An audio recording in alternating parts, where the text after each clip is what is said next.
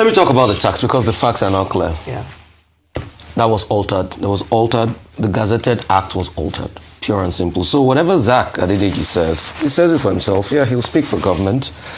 But what the National Assembly has now released, Section 29, for instance, National Assembly version provided annual returns with reporting threshold of monthly cumulative 50 million for individuals to 50 million for companies.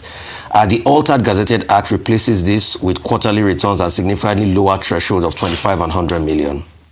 As a check by Daily. And for further reading, you can go to Daily Trust. What's it called? Section 29, 3 and 4, the Empower Tax Authority to demand without notice was entirely removed. The CTZ retained the original version, which states that the demand of information by tax authority must be done by notice. You know, there were a lot of sections there, and it just shows it was all that. So I think we've been able to rest this matter. For Mr. Zach Adedeji, yes, he's going to push his tax bill, the altered tax bill. Can I use the word the forged gazetted tax bill now? Because there's no discrepancy about processes. What you do in the National Assembly is supposed to correlate to what the president signed and what is gazetted. The National Assembly is supposed to be the last filter layer. So whoever added all of this, changing things like parameters from 50 million to 25 million, thereabouts, I mean, that's a real policy shift. So, and also, this also negates the narrative of the president that whatever was altered is not enough to shift. No, it's enough to shift everything. And kudos. I think the real patrons this morning are the likes of Dansuki that brought this out. And I don't know, wherever that man is this morning, he's a real patriot, he deserves his flowers. And the other people too that equally stood firm. For further reading, go and see all the alterations that went on. Read the Daily Trust newspaper this morning. I think we've settled that. The bill was altered. The question we should now ask is, what is not altered in this country? How many bills have been altered like that? Is that not the way people alter election results? Is it today? Have you not seen a case where what people say they hear in court when they give a judgment is different from when the citizens come out? It's a country of a lot of alterations. So we keep deceiving ourselves. The question, we should investigate more. What more of these bills have been altered after the National Assembly agree on something, when it's gazetted, something else is gazetted? So the forgery scandal will be on this administration. As regards Nicolas Maduro, I'm sorry, but why are we surprised?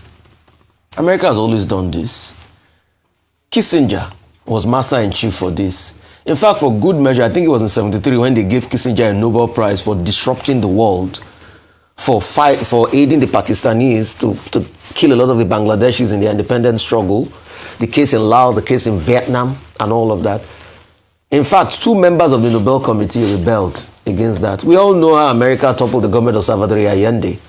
Why did they go to Nicolas Maduro's Venezuela? It's because of oil. Venezuela has one of the biggest reserves of heavy oil, heavy crude in the world. 304, I think is a billion barrels in reserves, bigger than Saudi Arabia.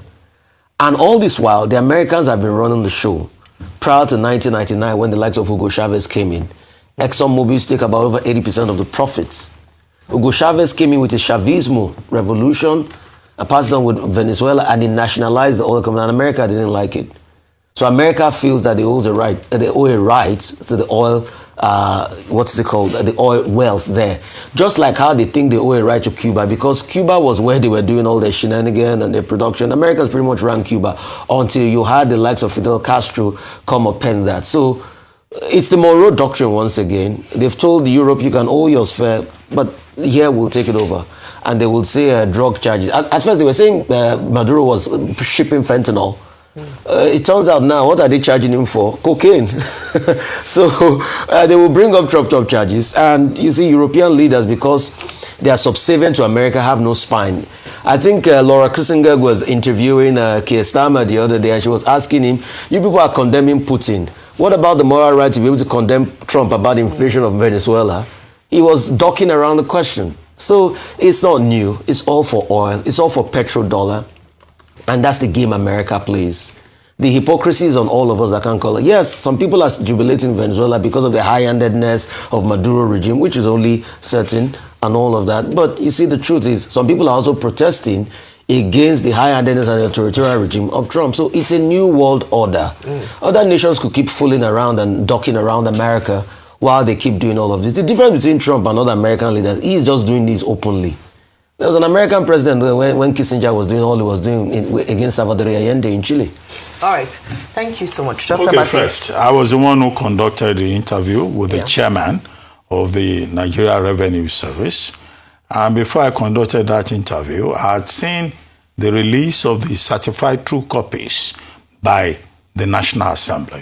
The Director of Information, and also, I think, Akin Rutimi, speaking for the House of Reps. And I went through the ordeal of comparing the official gazette, which I had, with the certified true copies released by the National Assembly. And what I saw was that there was no difference. Whoever has had access to the certified true copies should look at the relevant sections, and you will see that there were no discrepancies, which was the point that was maintained in my conversation with Dr. Zach Adideji. Now, Daily Trust Report. The Daily Trust Report was saying essentially that, look, whatever discrepancies that may have been noticed, that may have been alleged, do not appear in the certified true copies that the National Assembly has ordered to be released. Now, you know, before now, we were all relying on the basis of the House version that was being quoted by the honorable member of House of Reps from Sokoto, that's Abdul Samad Dasuki. Now, on the basis of that, we all started saying the National Assembly should release its certified true copies in the spirit of transparency and accountability. Have they done that? And if you compare with the official gazette, I did not notice any material defect. And I've checked the Daily Trust story. The Daily Trust story is saying, well, it looks like everything now is on the same page.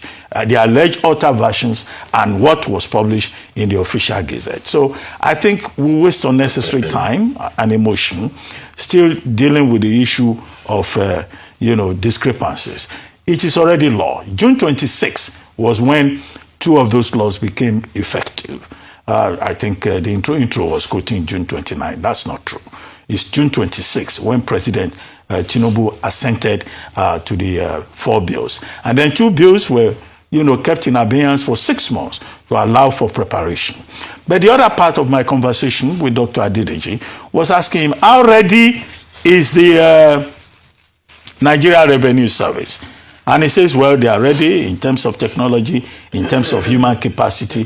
But I was expressing doubts about, this digitization, technical capacity.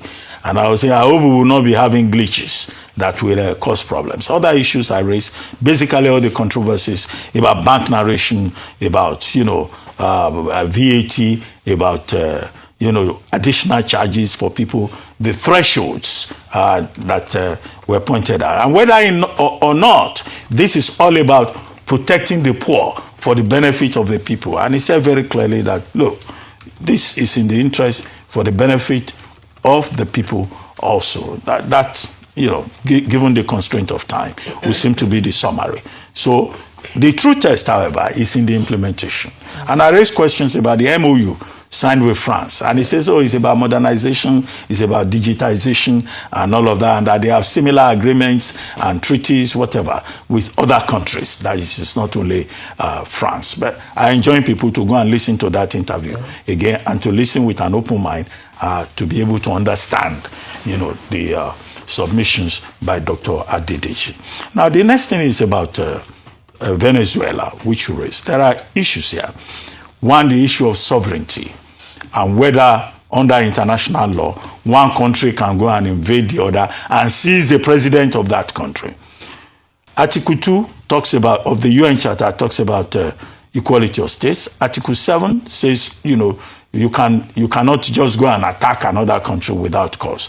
Article 51 says you can only do that when it is sanctioned by the United Nations Security Council. And the United Nations Security Council is in fact going to meet on January 6 to consider whether it is legal or not. The other issue about legality has to do with the role of Congress.